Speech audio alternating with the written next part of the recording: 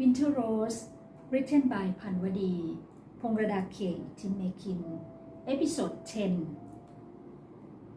Señorita Ivy, there's a visitor for you, announced the plump, dusky-skinned maid in Portuguese.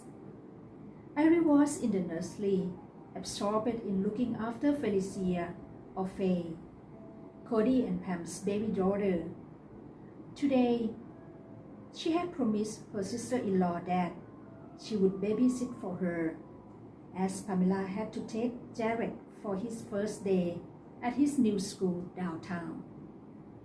Cody had left a notebook computer with Irie, so she could work while Faye was sleeping, she herself having told her brother that she wanted to finish the project as soon as she could, so that when Jake arrived, she could devote all of her time to sightseeing with him.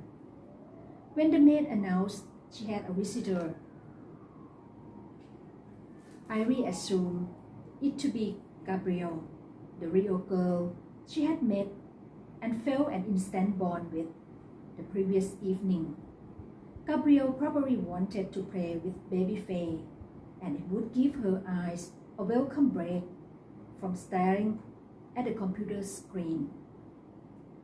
"Show them in," Irie therefore instructed the maid. "Is it appropriate, Señorita?" The maid asked hesitantly. "It's Cody's friend, so there can't possibly be anything wrong. Show them in." "Are you sure, Señorita?" The maid asked again. "Of course." On receiving this final confirmation, the plump maid waddled out of the room.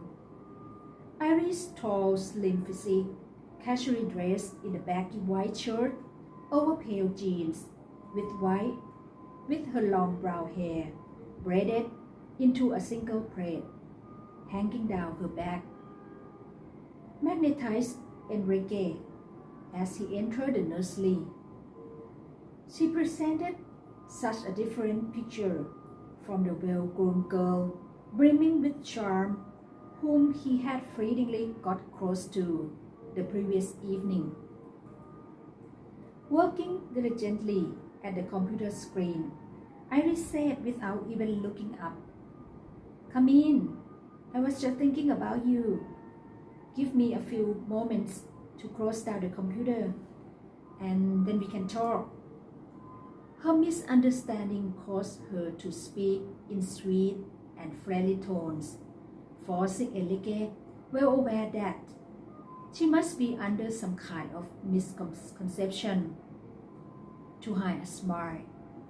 He circled behind her, his tall, slim physique being reflected distinctly in the computer screen as Iris shut down the program. Seeing her guest's reflection, Iris spun round. "Who invited you here?"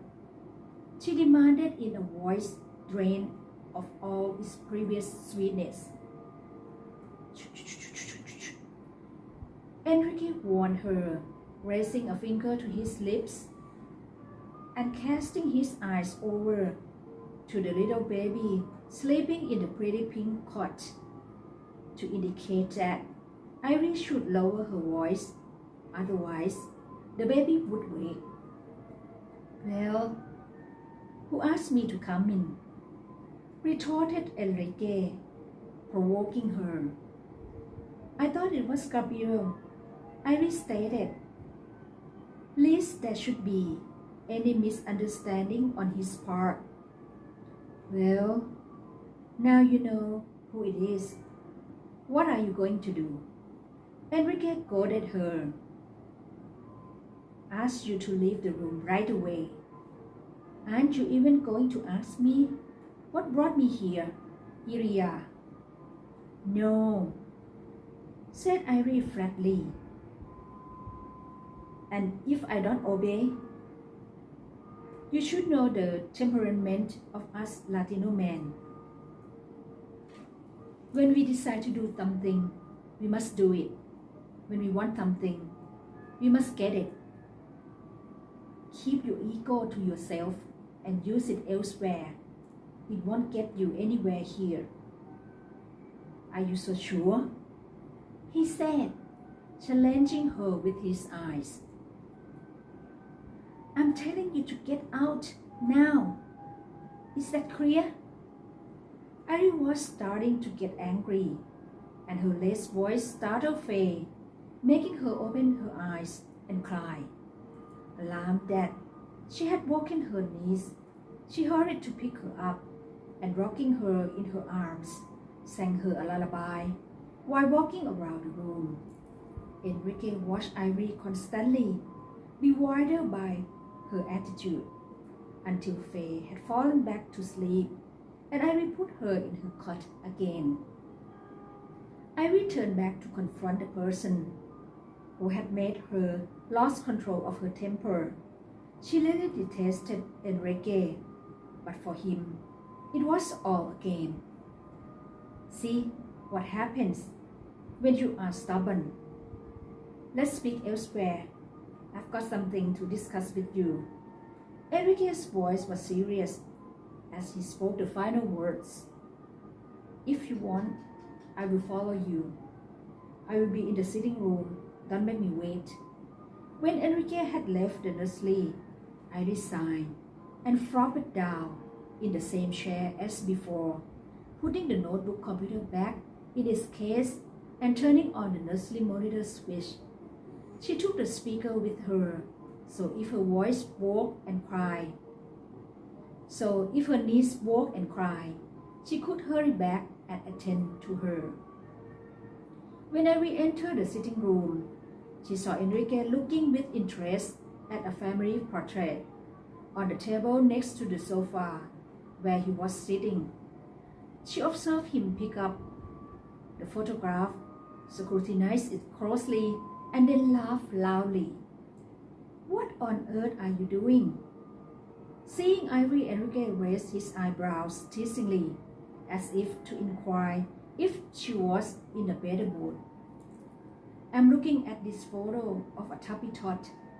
Don't tell me that the plump little crybaby in the photo is you. And what if she is? Irie's voice was tinged with anger, unable to control herself in front this Latino friend of her brother.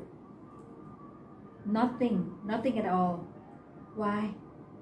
When you were a child, you were a real little fatty, not the slender one like you are now. Enrique said, gazing once more at the small plump girl in the photo and laughing loudly again until Irie's face flushed with rage. I thought you had some business with me. Whatever it is, say it. I don't have much time. Very well, I will stop playing around. But I think that when I speak in earnest, you won't be able to cope either. Enrique's voice had become serious and civil again, with no traces of playfulness.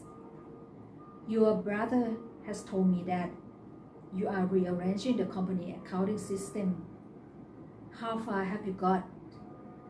It doesn't take too long to set up a new accounting system. The most important thing is to get the staff accustomed to it. Teach them to use the computer program that has been set for accounting. After I have installed the new system, they can take over. I see. In the time you have left, you should do some sightseeing. What kind of man is this who can talk nonsense like this? Thought Irie, but she only said, of course, trying not to get emotional. I have already spoken to your brother before meeting you here, and he agrees with my suggestion, which is that I would like you to set up a new accounting system for my company too. It would give you an opportunity to experience life here, earn money and travel at the same time. It's good advice, don't you think?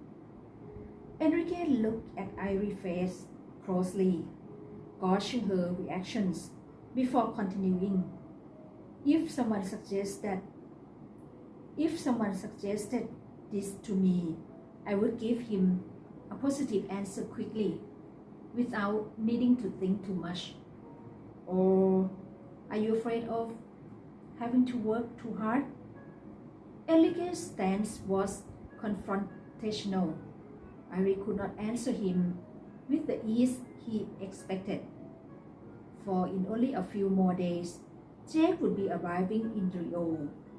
Apart from this, she did not want to be forced to be on good terms with him, when even now she could scarcely control her feelings when she was with him. Her silence surprised Enrique. What are you mulling over?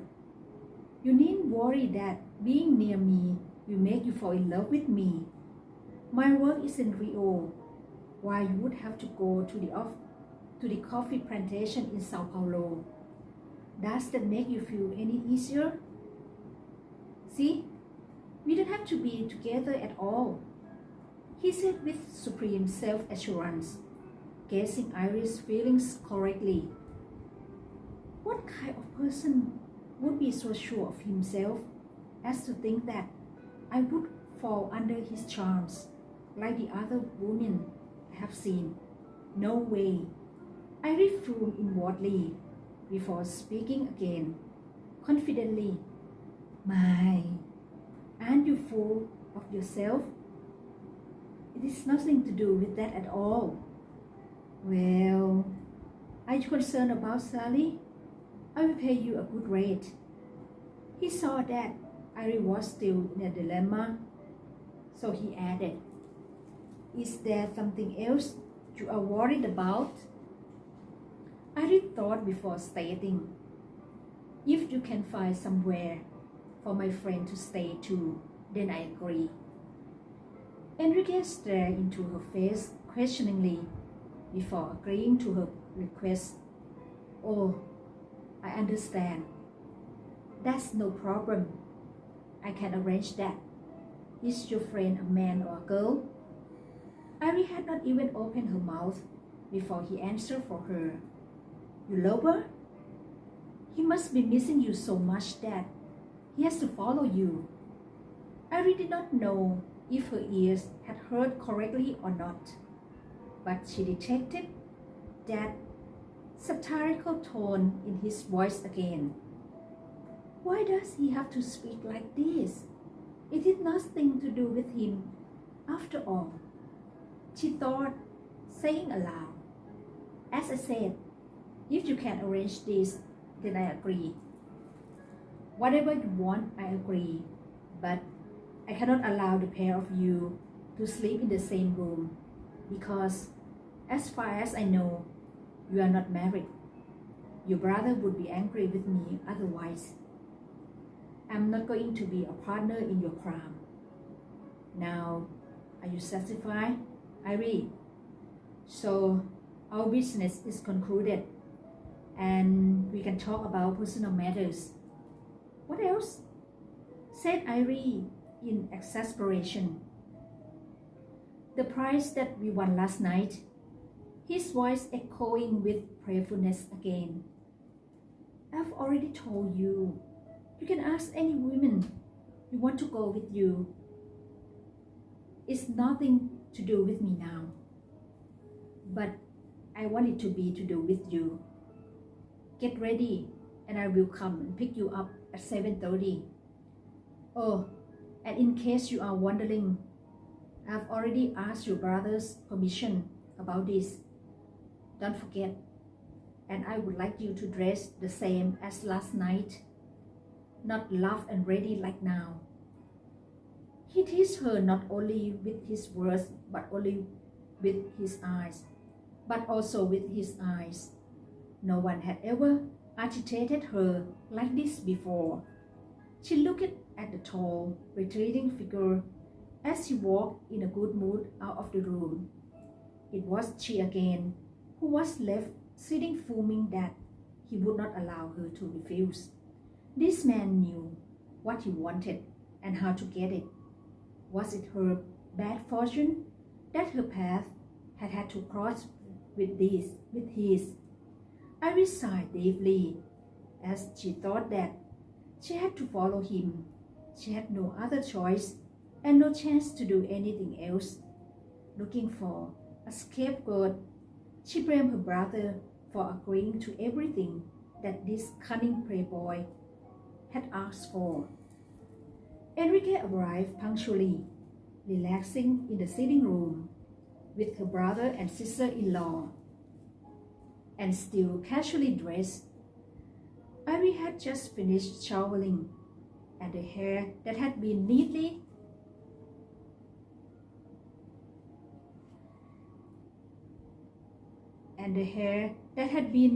braided that morning was now hanging loose, wet and wavy, with soft curls framing her face. She half thought that if she wanted to be obstinate and refused to go with him, there would be nothing he could do about it. Little did she know how wrong she was. Enrique came in, shook Cody's hand, kissed Pamela's cheek, and then they all sat chatting in a manner that reflected their intimacy. Enrique turned to silently rebuke her, still with a smile on his face. What is the matter with him, always smiling like this? Iris inwardly frowned. Are you ready to go, Iris? Enrique asked. Iris was upset to see Cody glance at her crossly, obviously approving of his friend more than his sister. You knew that he would come and collect you, so why aren't you ready? Now Enrique has to wait for you to dress. Iris was ashamed, but did not want to lose face by docilely going to change. Enrique showed no concern at seeing her brother angry at her, sitting hiding an enigmatic smile again. Don't scold her. I will arrange everything and bring her back home safely. Enrique finally intervened, taking Iris by the arm authoritatively. Her attempts to resist were ineffectual.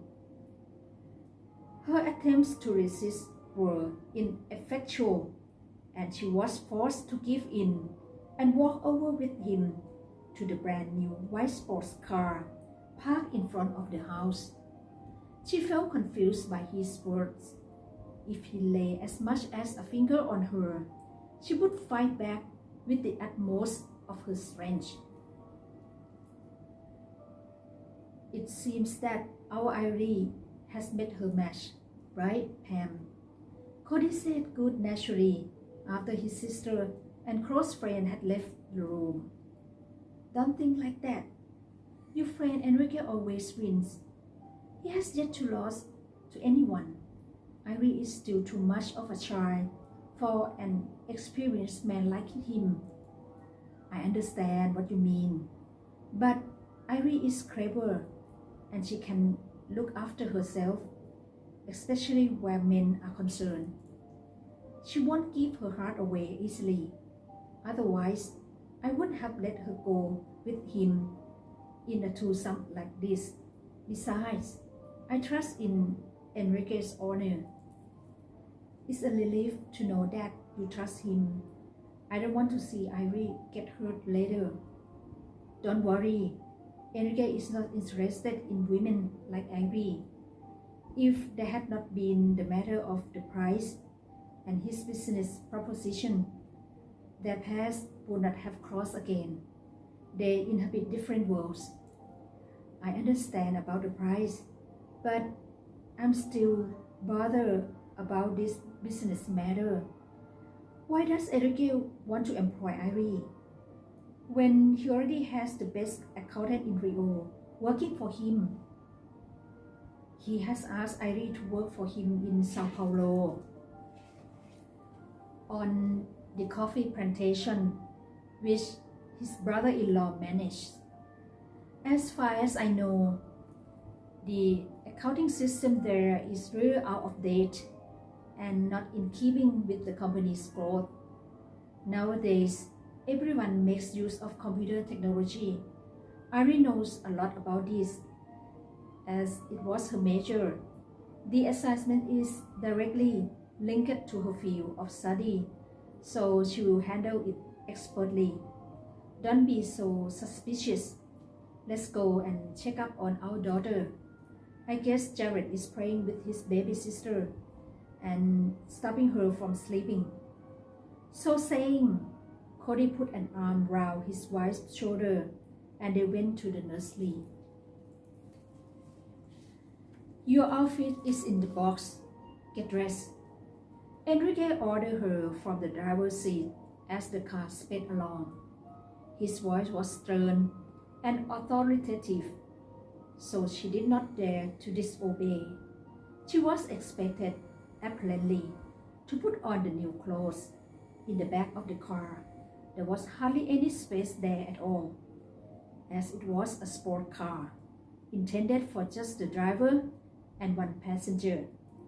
Alice's hands shook as she took the lid off the white box and saw a neatly folded red evening dress inside.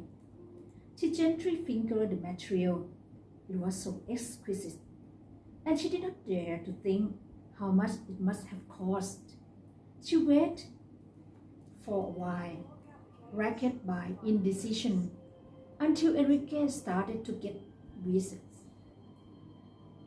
Will you change by yourself, or do you want me to park the car and help you? I decided in that instant not to incite him. Anyone as crazy as him would not hesitate to do anything to shame her. She was lucky that she always wore a camisole over her brassiere, so she would not be too naked as she changed in the back of the moving car, with other vehicles occasionally passing by. The dress he had bought for her fitted her as perfect as if it had been made to measure. She laughed aghast to see that it exposed her white shoulders, and the plunging neckline revealed her cleavage and rather too much of her full creamy breast. He must have chosen it on purpose to embarrass her. The matching red shoes also fitted her exactly. How much experience must he have had with women to enable him to judge their bodies so accurately? Alice's skin tingled at the thought, without her quite knowing why. I shouldn't have agreed to work for him. I want to do some real sightseeing. Not to worry, everything will be better when Jake arrives, especially as Enrique thinks that he is my boyfriend. Irie consoled herself. Enrique did not turn to look at Irie.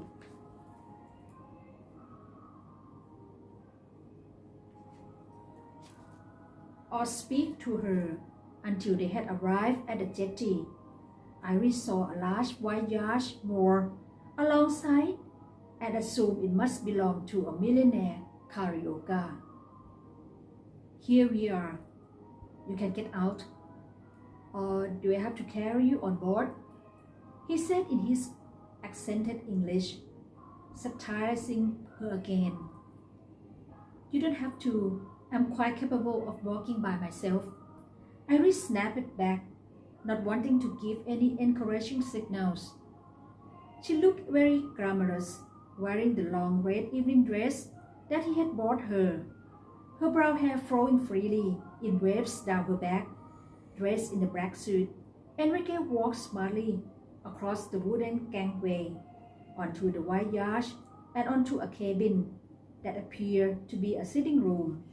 There was every facility for their convenience. Stereo, TV. Alice sat on the sofa. What would you like to drink? Enrique inquired. As a rule, Irie did not drink, and her hesitation prompted Enrique to answer for her. I will select something for you. Enrique walked over to the bar with familiarity and soon came back with 2 tall glasses containing a clear liquid. He gave one to her, saying, "It is Batida de Lima, Sharam. I think it will suit you." Iris, reluctant to take the glass offered to her, caused him to add, "It's just an aperitif. It won't make you tipsy. Don't worry. Cheers to our future relationship." He brought his glass across to clink softly with Iris before downing the contents in a single gulp. He meant their temporary business relationship, she supposed, endeavoring not to think about anything else and sipping from her own glass. The slightly sour taste and strong odor of alcohol caused her to grimace and nibble on the salty varieties of salgadijos or snacks in the crystal dish next to her sofa. She picked up acarache, dark black beans, a famous Brazilian hors d'oeuvres.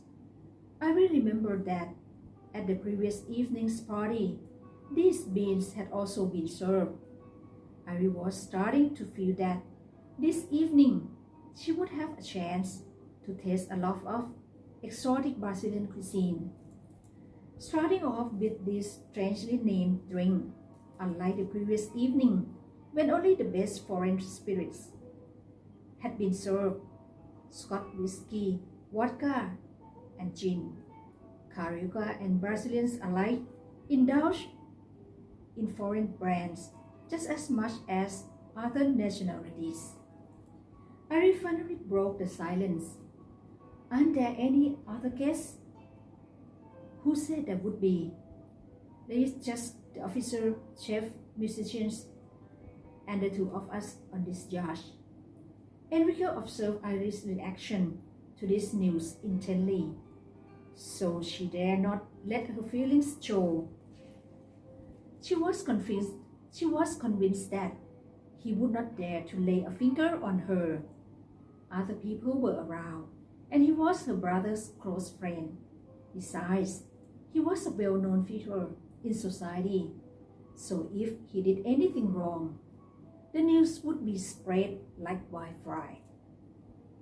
If there is nobody else, then we didn't have to go on a yacht. Everything is already prepared. I don't want to cancel anything. Understand? Iris did not reply. She stared at the retreating shore until all she could see were the distant lights twinkling from the buildings around Rio. The moon was shining brightly on the sea, so it would have been wonderful to be on board this yacht with a close friend. She had never had a chance in America to experience raw nature like this, and she wanted to go on deck and gaze at the full moon. "Dinner is ready to be served, Senor." The elderly male chef came and told them. A dusky-skinned musician strummed a local melody on his guitar to a throbbing drum beat provided by his companion. The rhythm mixed European, Indian, and African influence in a unique way, mirroring the different nationalities which had introduced their cultures into Brazil. Brazilians have music in their blood. This song is a big hit in our country. Música Popular Brasileira, or MPB, a mix of bossa nova and samba. It originated in Brazil and became famous across the globe. Many Brazilian musicians have made their mark in Western music too.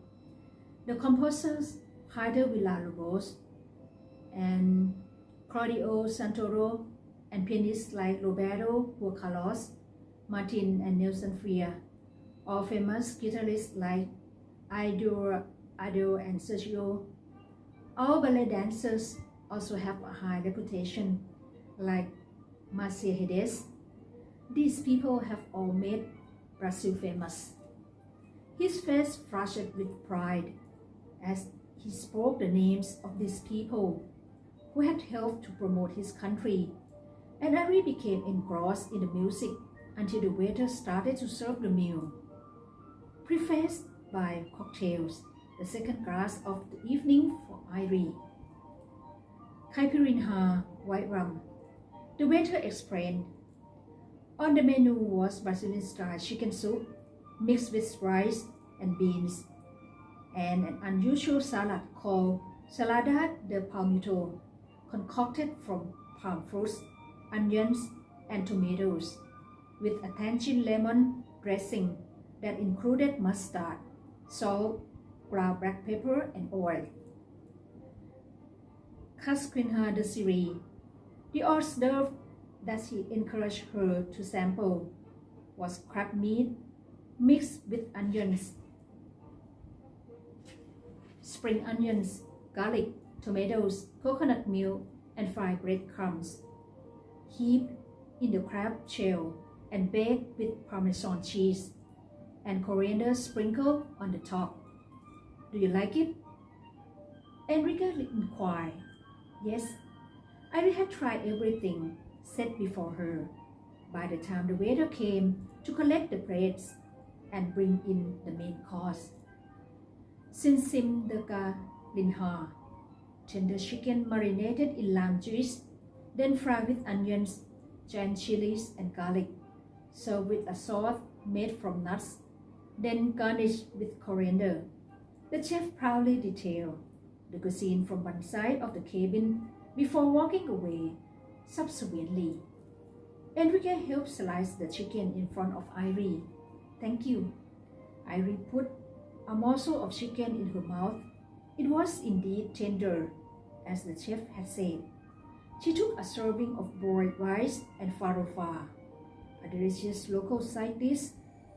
Enrique stared at her, incredulous that an American girl like Irie could enjoy trying all these strange dishes. Almost none of his foreign friends would venture to eat such things. Wherever they went, they would order hamburgers and steak until Enrique got quite fed up. Have you got room for dessert? Yes. Irie saw him smiling with satisfaction before turning to address the waiter in Portuguese. Before long, dessert was served. Doco de banana in syrup sprinkled with cinnamon and coconut milk cake. Would you like to try a demitasse of Brazilian coffee? Enrique asked for tea. I don't want to be awake all night. It is lucky that we have decaffeinated tea, he said understandingly. Thank you, Irie answered.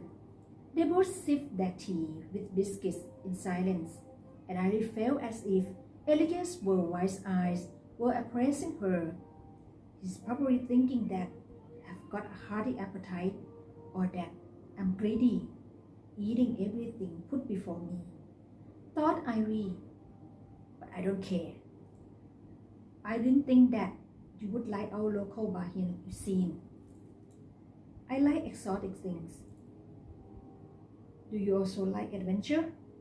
Enrique asked, looking at her face as if he wanted a certain answer that Irie did not yet understand. Will you think it's strange if I say yes? Enrique smiled to himself, thinking, I would never have thought it.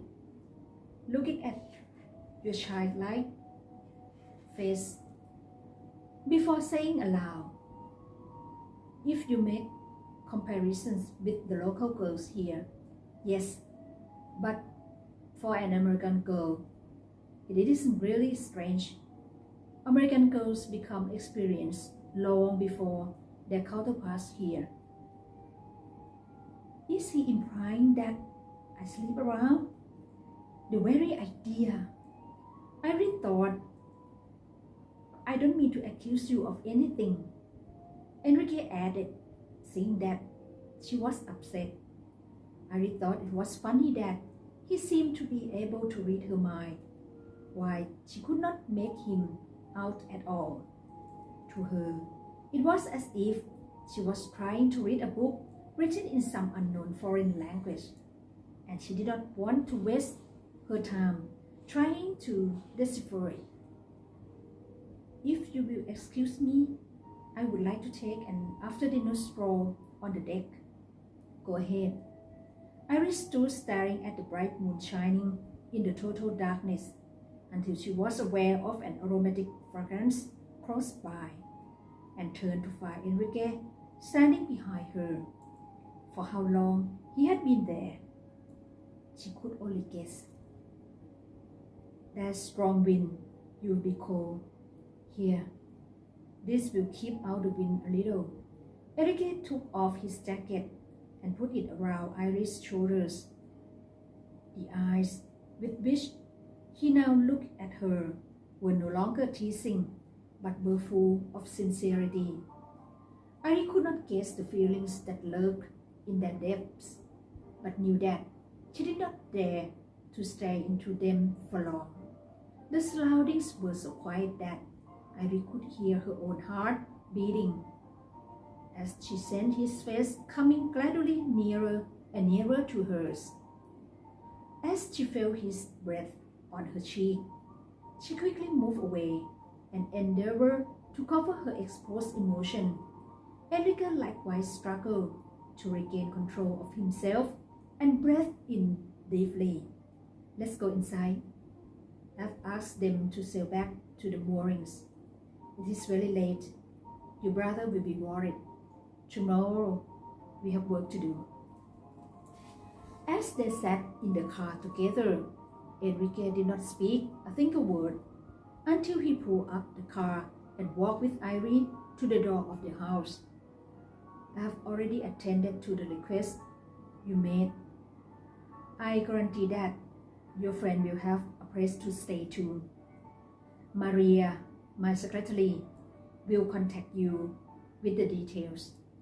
Good night." Enrique's tall figure walked in the darkness back to his car, started the engine and drove off. He did not even turn back to look at Iris, who stood for a while, watching him depart.